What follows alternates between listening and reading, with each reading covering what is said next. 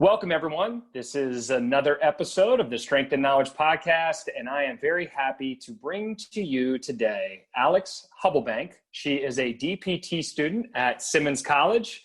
She also doubles as a strength coach over at Flight Performance, is a certified AT, and also competitive power lifter.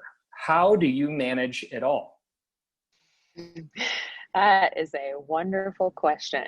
A whole lot of coffee in it. And I made coffee, and I don't know, I did it wrong for so long that you start to figure it out, and I still look back, I'm like, what am I doing? What's happening right now? But you just keep picking your feet up and you keep diving into new things. But before we jump into things today, you mentioned it a little bit. You would have done things maybe a little bit the other way and not backwards, as you described it. But what's been your path to this point where you've checked some of these other boxes and then jumped full force into PT school?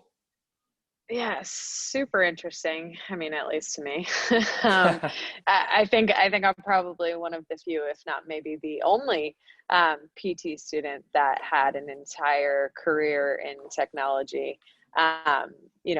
After my healthcare education in my undergrad, before my education in PT school. So, since as long as I can remember, I wanted to be a PT, and I did my undergrad education at Boston University in athletic training. And, some of the unfortunate parts about athletic training, while I think it's an unbelievable education, a really great foundation, the career aspirations are really limiting, both from a financial stability perspective and, it's hard work. And while I loved it, I knew that PT school was kind of somewhere down the road. And I had left BU feeling like I had sort of dropped the ball a little bit, as I think some people do feel when you're 23 years old and you've just graduated school. And so I was like, let me try something different. So I ended up working for Apple for 4 years.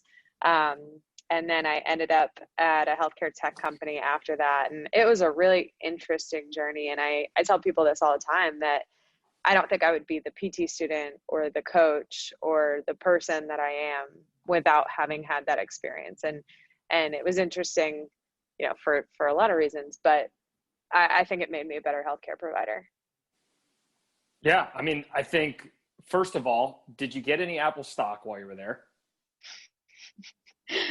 That is a secret I will never tell. Oh, man. All right. Anyway, that's a conversation for another day. But the Apple stock this year has obviously been pretty crazy. I mean, I think you could probably go a lot of different ways, technology and maybe the lens in which you view things. Sometimes I think we get away from objectivity in our profession, and we jump into, I'm going to use a fan favorite of my boy Jared's words, superfluous things, where maybe there's not as much monitoring and managing of things that are actually measurable. But we can, obviously dive into that as we go.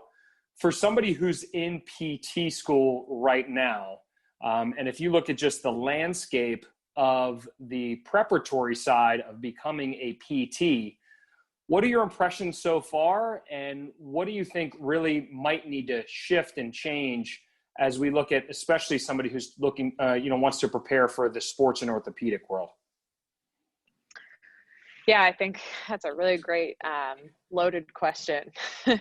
But first of all, I think it's important to note too, something that, as I had mentioned, this was an aspiration of mine for a really long time. I'll be 29 in about a month. But so I really had taken a decent amount of time off and learned quite a few things. But I had gotten into school in 2018, and I actually elected to defer school because I had just started coaching. And I was fortunate enough at that point to be brought on at Flight. And I was like, whoa, I feel like there's something here that I knew I wasn't going to get at school based on how much I had dove into the curriculum of PT school and been exposed to it through my undergrad education.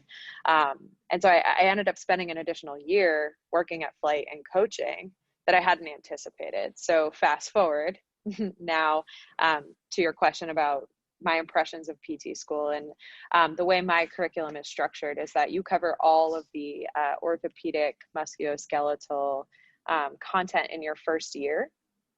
So I had gone through all of that last year, and it was, I think it gave you a good taste, but a lot of the things that I started to realize is that we were learning a lot of methods and not a lot of principles.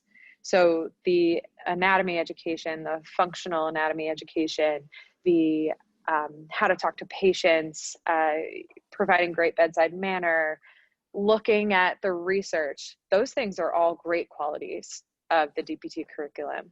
But the area that I was like, okay, I feel like I'm missing this, but also I was fortunate in that I had some of that experience was in the, okay, you're giving me this method to treat a, for example, rotator cuff injury, a non-surgical rotator cuff injury. You're telling me that I should use these band exercises, and now I am equipped to go take these band internal rotation, external rotation exercises to the clinic with me, but I don't even understand why I'm using these things other than the fact that they've been used before, and this is what we traditionally use. And so I started to ask those questions, and in some areas I was met with some pushback, but in other areas I was met with, okay, Alex, we get it. You're a little bit ahead of the curve. And, you know, to me though, I look at that and I'm like, I don't think I'm ahead of the curve. I'm asking you to help me understand how to think and how to understand principles, because isn't that the thing that we are supposed to leave PT school with, is the ability to critically think and make decisions because we deeply understand the principles behind what we're doing, versus I have this, you know, battery of exercises that I've read in the research, but I don't even quite understand why I'm using them other than evidence-based medicine. So that's kind of been my initial, yeah. Yeah, no, I mean, I think hearing you there, I mean, it just reminds me of an analogy where it's like, everybody talks about like acquiring tools. Well, you got this tool, you got that tool. And then in all reality, we end up with like this disorganized tool shed. Like you walk in and you're like, where's that tool? I don't even know when to use this specific tool. What tool am I even getting in the tool shed right now? You know? So I'm with you. It's the framework, you know, guidelines, checkpoints. There's a lot of different things that you could coin them, so to speak. But for you, with regards to just, you know, you're having the ability now to go through clinicals, how have you been able to apply some of the things that you had previously, just in terms of the tech world and maybe how your mind operated there, and then also the practical experience that you're getting in clinicals and as a strength coach in your free time? Yeah, so I will say, coming into school, especially, and this kind of goes to your previous question, but coming into school, going through anatomy, and especially I think Simmons offers a really great lab in that we had a 1-to-3 ratio for our cadavers. So being able to go through anatomy, for me, it was a fourth time because I had been a teaching assistant for gross anatomy in my undergrad, but going through it again, you know, it humbles you, but you start to pick up on things differently. And I was starting to make sense of like, whoa, the lat is a huge muscle. Like that means something to me in the context of how does that influence back pain? How does that influence shoulder pain, et cetera? But as far as technology and both that principle framework understanding. So first and foremost, I mean, we can't ignore that technology is becoming more present in the world in general, but also especially in healthcare. And it gave me sort of a taste of the fact that it can be really beneficial to create a more objective picture of what we're looking at with our patients. But truthfully, for me, where Apple made me a better healthcare provider was giving me tools to understand the skills that taught me how to talk to people or helped me influence people's behaviors in a positive way and help me understand like meeting people where they are, setting appropriate expectations, using language that makes sense to people. And it was funny that a tech company made me better at talking to people, or made me evaluate my own behaviors and my ability to motivate others and set goals with them. And it was sort of this balance of this incredibly objective piece with this incredibly subjective, experiential, transformational opportunity that I had with each of my customers, which made 4 years feel like 2 seconds and a whole lifetime. So that's kind of one thing. And so to answer your question about how I'm utilizing those things, I mean, I am very aware of technology in the healthcare space of, okay, how are people using their phones to monitor themselves? Are they using the health app?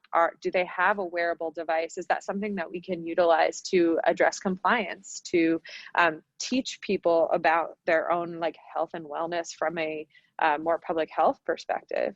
But then the other piece, I think it's pretty clear as day, is like, I can work with challenging patients. I can understand how to set appropriate expectations, or maybe reset expectations from either a positive or a negative PT or healthcare experience that they had previously had, which is something I didn't necessarily think I needed to better learn, because I think I've always been okay at talking to people, but this was like an ability to evaluate and reflect and critically think about how I can use that in a more systematic or even better way than I already do. That's the tech piece, but I think of tech, one. I think like monitoring and managing, and obviously there's an objectivity, there's things that are very, very measurable. I think sometimes, at least if I look back to my early experience as a PT, getting caught like in the minutia and not really just diving into the low-hanging fruit, right? The simple area that's staring you right in the face, where you're like, this is very easy to show this person where it is that something is not meeting an expectation. If I have to sit there and I have to convince somebody that they're walking a certain way, or that they're shifting just ever so subtly, or that their hips just a little bit higher, I found myself having a lot harder time during those early years at developing rapport. And then what I'll tie into what you were talking about, aligning with them with regards to the direction that we needed to head in the short term, to then get these ideal outcomes that we're ideally, right? I use ideally twice, mutually, right? Agreeing upon, right? They come in, they have goals, they're communicating those. They tell you all about the past, right? Sometimes we have to, cut a couple trees down that are old and maybe filled with the wrong narratives. And then we continue to go down this path, and we have to agree on this path that we're going on. But the easier that I can put something in front of them that they're very, very easily able to see, understand, feel, it's going to be a lot easier for me to thus have them buy into a plan of care, so to speak, or this journey in which we're working together, we're spending time, we're sharing, the ups and downs in this whole non-linear path to outcomes at the end. But for you, with regards to, your process, you're going through internships, you're in your final year, you're doubling down as a strength coach. Are there certain areas in which, because you're a strength coach, you feel more adequately prepared for? And where are you potentially finding gaps as you go out throughout this process? I mean, you do have a very versatile background. I'm not saying that you're like this ideal PT candidate, but where are the chinks in the armor? Yeah, I mean, that's by design. Like I said, I had, I really had felt like I was let in on a secret by starting to coach and being around people who had extensive coaching experience in a way that was more academic than I thought, in that they could explain something to me. Okay, why does that person look like that when they squat? Why do they have pain here? How can we address that, rather than just saying, okay, you got to go to PT. I don't know how to deal with this. And that was something that was very attractive to me, but also we got to walk the walk. And so for me, I can understand what I'm learning in school because I feel it, I see it, I coach it, and I go out and I do these things. And so from that perspective, a lot of it is, how can you be expected as a PT student and ultimately a physical therapist to treat someone with a musculoskeletal injury if you don't understand what it should look like and feel like in a normal situation, in a non-pathological situation, or a non-pain provoking situation? And so that to me is something that I think has offered me an incredible opportunity, and diving into the principles of, this is what healthy looks like from the perspective of musculoskeletal performance, right? If you're sports performance. So, okay, can I walk myself backwards from that versus trying to start at the pathology and walk forward? So that's been the really, I think, big kind of cornerstone for me. And it's given me an opportunity to help my peers in a lot of ways. I have a really good group of classmates that I study with who have not, they went straight into PT school, or they did 3+3. So for them, a lot of those experiences, they just don't have a context for it. And so we have a lot of conversations, and I talk to them about my clients, and we sort of discuss, how are we going to manage this person? And we kind of course correct together, because I don't think that I have all the answers. I certainly don't. But can we think a little more critically, and can we use those examples to actually look at what we're seeing and make a good treatment plan, versus relying on this one thing that we know for this one patient case that we talked about in school? Yeah, I mean, I think if I'm hearing you a little bit, and I'll carry this over to my discussions as PTs and our roles as consultants, right? We're like guides, and we're working with people.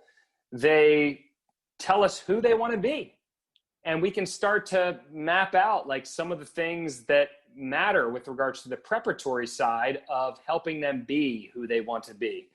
And then how do we just account for a couple of these variables, all right? Or for sometimes, right, surgical situations or severe deconditioning more, and walk them through that path. And sometimes I think the fact that you've gone through it yourself is great.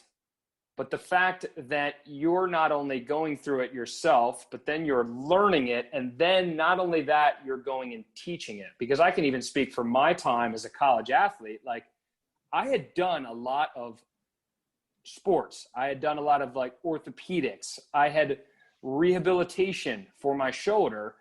I had been through it, but that still doesn't like qualify me with regards to thought process or the ability to take anything that I'd done and teach it. And while I wasn't doing powerlifting, I had short blocks of time as a small group trainer. I was doing personal training, and I also coached lacrosse. So the ability to create my mouthpiece, so to speak, right, with regards to how I was getting the information out, right? And because I needed to be a better mouthpiece for the information that I had acquired or things that I had experienced. So hearing you, I mean, obviously I didn't have the tech side of the house, but I think that you're in a great place, and it's exciting to see what kind of the remainder of the year. What is your next couple internships, and is there anything you're looking forward to either experiencing or honing throughout these last couple months?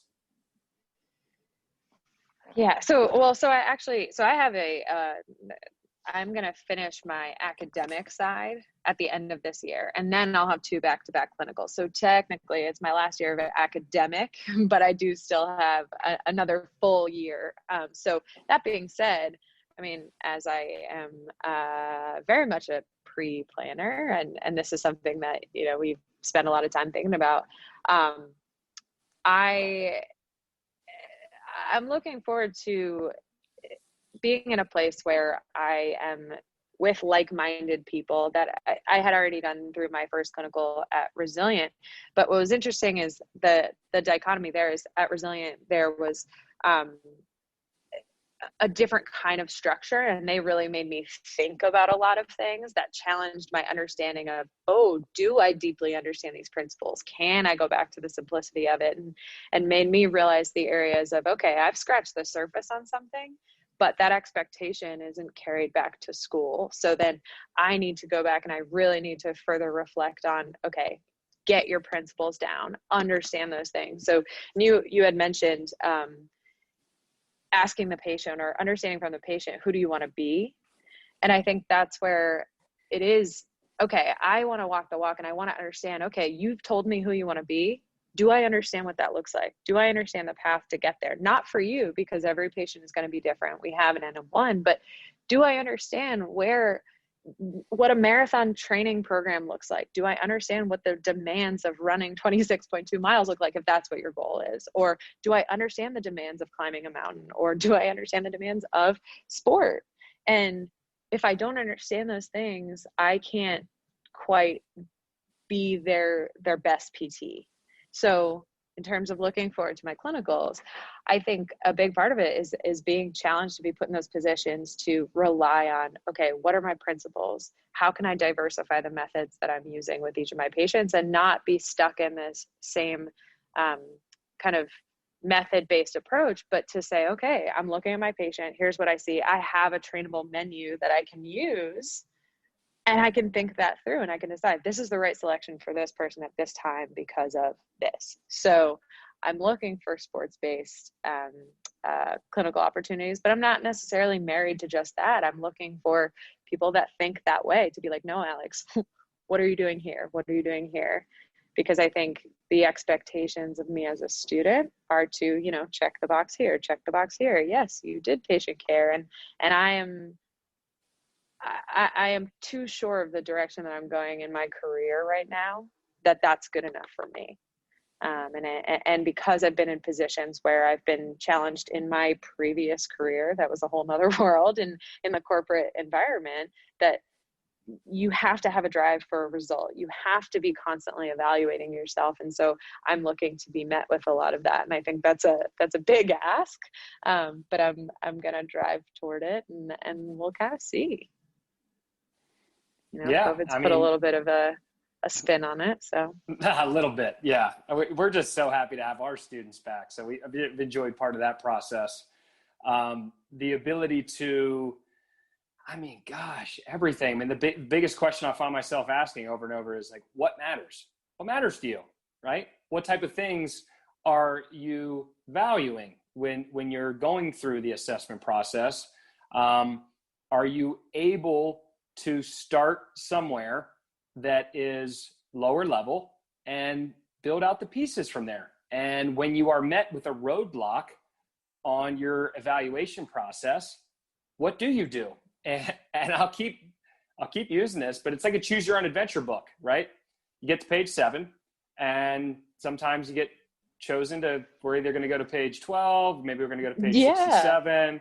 And then sometimes you go, oops, that was wrong. Okay, that person, you're doing something with them now and they're jumping and it looks really, really stiff. It looks bad in this particular drill, but it looked a whole lot better over here. So where is the middle and how do you roll back the layers to find it? Right? Exactly. And it's okay to course correct. And I think that's something that I want to graduate and I want to be like, you know what, I am already comfortable with course correcting because I've made some mistakes, but I've also, I'm like, we're going to make mistakes.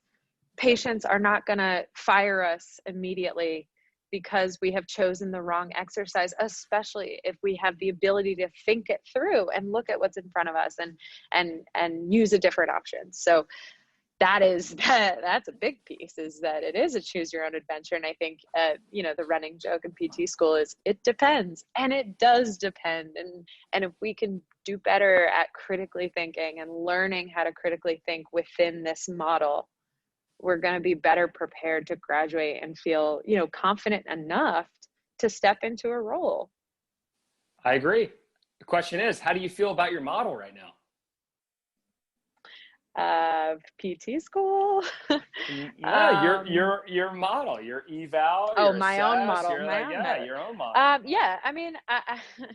I would say I feel as if I've been well prepared, but like I said, that's because I got to watch a lot of people from a coaching perspective in what felt like a non-stressful or no pressure situation. When you're coaching, you're constantly evaluating what you're looking at. So from that perspective, the getting to a place to be able to intervene, I feel fairly confident in. And you know what I think is most interesting is that I think I used to feel a lot more like it was this secret, like the assessment process was a secret that I didn't know yet, or that it was like this, you have to do range of motion, and then you have to do manual muscle testing, and then you have to do neuro screening, and you have to do this. And what I actually realized is that it can be much simpler than that. Sometimes you do have to do all of those things, but a lot of the time it's telling you by what you're seeing. Like if you have the eyes and you're looking at the patient and they're telling you their story and that matches up with what you're also seeing, it can be that simple. So in terms of my areas of opportunity and the things that I'm really working on is, like I said, is deeply understanding my principles and then figuring out how to, okay, how many areas can I apply those principles in before I've gotten to a point where I'm like, this one's hard. This one doesn't, it's like the exception to the rule. Okay, how often does it work? How often does the rule work? And then, okay, what happens when I get to an exception to the rule? This patient doesn't seem to behave the way I would expect. Okay, well, what do I do? And that's where I run that through in my head, even when I'm not the person training a patient. I, talk to one of our clients who has pain. I'm like, let me think this through. How would I do this? Oh, does that work? Like, and the other thing too is like, I realize you don't have to do it all at once. It's not the last time they're going to see you. Hopefully, so that's a lot of how I think it through. Yeah. No, I only bring up hopefully because obviously building rapport and listening and, all of the big things on alignment that we talked about earlier. But I think hearing you and just talking through that process, you get used to pattern recognition, which allows you to skip steps sometimes, but also making sure that something in your decision-making process also holds you accountable where you're not being robotic. So pattern 100%. recognition, that just being something that I think all high performers do on one level or the other. But if you go into what I'll call like treadmill mode, where you just jump on autopilot and you just start running every time, there needs to be some variance. Sometimes you need to slow down and take a look a little bit more, or, oh, whoa, this was different, or, oh, I did that wrong. Actually admitting you're wrong sometimes also can be challenging. I think I admitted when I was wrong less, like in that 3 to 5 year range. And now I'm like, oh shoot. Yeah. I'm wrong every day. Right. Thanks for telling me that. Well, thanks for telling me that, And that's something that, to me, building rapport with my patient and listening, my eval doesn't matter if I haven't listened to my patient, if I don't understand what it is that's bringing them there and what it is that they expect of me as the person that's going to guide them on the journey, as we discussed. And that is something, as I mentioned earlier, that's the thing I took away from Apple, is that my knowledge means nothing unless my patient trusts me to be their guide on this journey, unless my customer trusts me, unless they feel like I'm going to be the person that says, okay, if I don't know, I will find out for you. I will figure this out, but I'm not going to tell you that I know when I don't. But I am going to take the information and I'm going to constantly assess it and reframe it and pattern recognize, but also acknowledge my own bias to say, okay, am I seeing what I think I'm seeing? Or am I wanting to see that because that's going to be an easier solution? Yeah, no, I agree with you. And not to completely reroute, but just to kind of head in a direction that you talked about earlier. And I think would be a great just close, as I've been jumping into Apple Watch a little bit more. You mentioned public health, your experience in technology with regards to supporting the in-person experience and adding more value when people aren't with us. What are some ways that you see tech being utilized to not focus on injury, but to focus on the health and wellness of the individual when they're not in the clinic and they're going through a course of care, as well as when they're on their own and they're independent after discharge. Yeah, so I think about this a lot. Like I said, I've been exposed to it. I mean, when I interviewed to work at Apple, I didn't know who the CEO was, and I told them I hated technology, and they were like, interesting, you're hired. And I came out with obviously a very different perspective on that. And I don't believe that the in-person can ever be replaced. And I think that the human connection is the most valuable thing that we have on this earth. However, I do see, we have our technology with us all the time, whether it's a wearable device, whether it's our phone, which sometimes feels like a wearable device.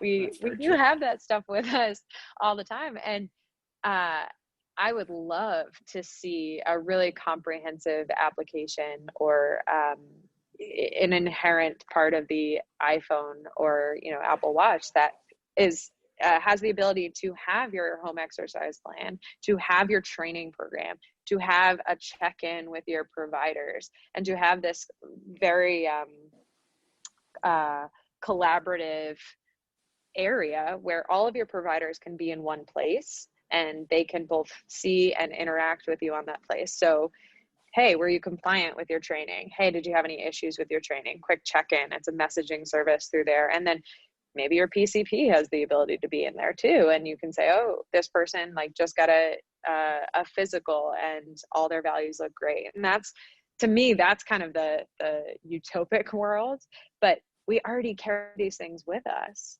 These are ways that we can give our patients a simple avenue to tell us how they're doing. And also, to your point earlier, an objective way to measure, are you doing the things that you think that you're doing, and how does it look? I love to give people like a reminders list in their phone and say, okay, every day it's going to ask if you did this thing or you didn't. And then we look back on 30 days and they report to me that, oh yeah, I rode my bike 20 days this month. Did you ride your bike 20 days this month? And we pull it up and it's like 2 days in a row and then 7 days off and then 3 days in a row and then 7 days off. And it's like, it gives people a picture of, oh, it's not a joke that consistency is better than perfection. And I think we can use these things to our advantage. And I think it's going to grow in the way that we think this through. But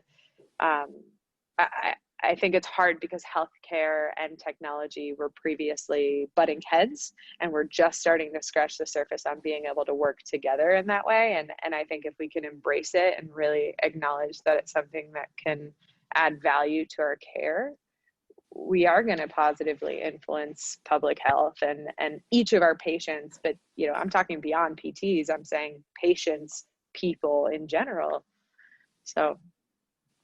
Yeah, no, I mean, I'm with you. I'm sitting here thinking, I like the reminders idea. I think there's a lot of different directions you could go with that. We have when our notes are complete, or I should say when somebody's visit is scheduled, they go into a email drip campaign that is time focused with, 24 hours before, here's what you get, 24 hours after, here's what you get. And it follows them along this journey. And I just keep thinking of more layers to add videos, blog posts, and actually, right, and I'll go ahead and tell everybody, and I've mentioned a couple people, we have an app coming out in November, and it's going to be a collection, almost like R2P WebMD, with regards to resources, and ideally be a place for them to continue to interact with what we feel like are best practices, some stuff that they would get on that email drip campaign, but understanding that different ages and different people need different mediums in which to absorb the information. So yeah, we're repurposing stuff that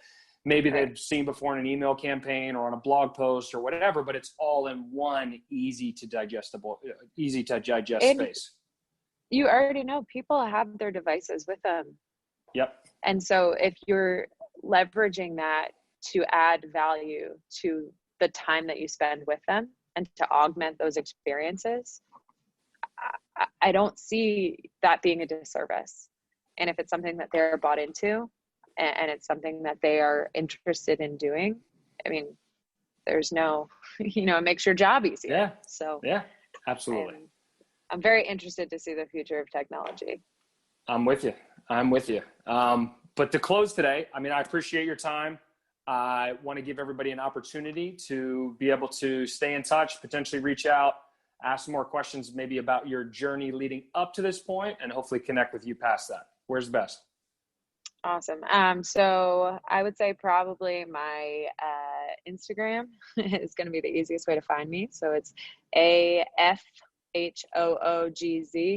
for my last name, AF Hoogs.